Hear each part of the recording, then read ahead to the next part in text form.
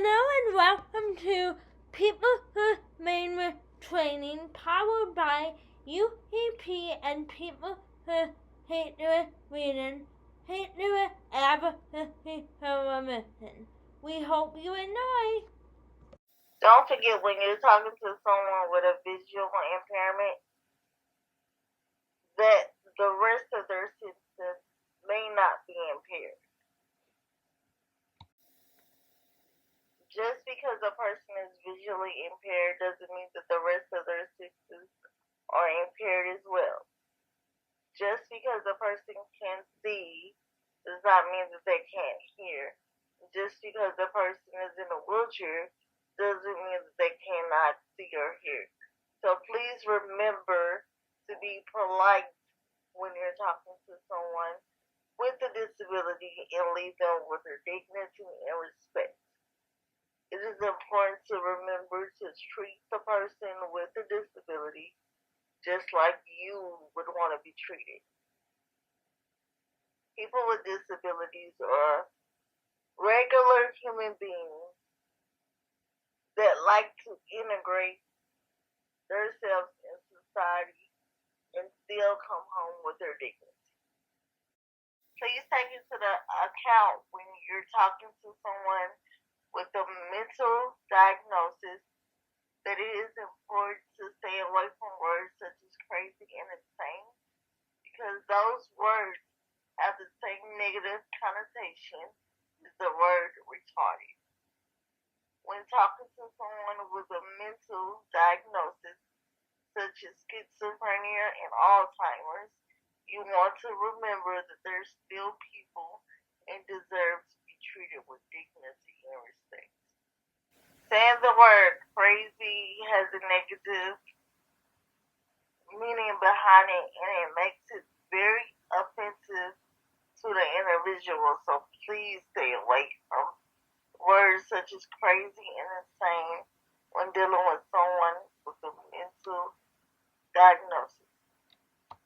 To avoid mentioning the words crazy and insane when you're talking to a person with a serious mental diagnosis, you may want to just practice in your everyday life just to avoid using the words crazy and insane. That way the words crazy and insane won't slip out when you're talking to the individual. This slide shows a list of words that are appropriate and inappropriate to use when you're talking to someone with a disability. Please remember to use the appropriate words and avoid the inappropriate words.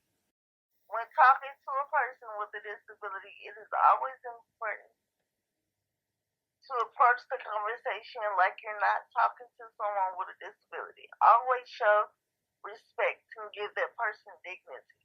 Always refer to the person with a disability by name. Never say the girl that can't see or the boy with the cane.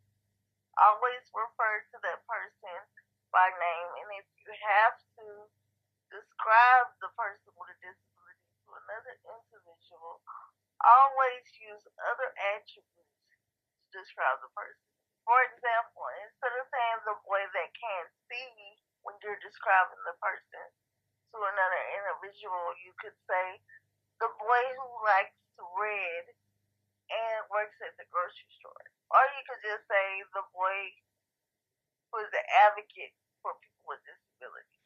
It is important to use people's first language when you're referring or talking to someone with a disability. In educational settings where you're trying to educate someone about a person who has a disability, never refer to that person with a disability as their disability first. Always mention that person as a person and their disability last.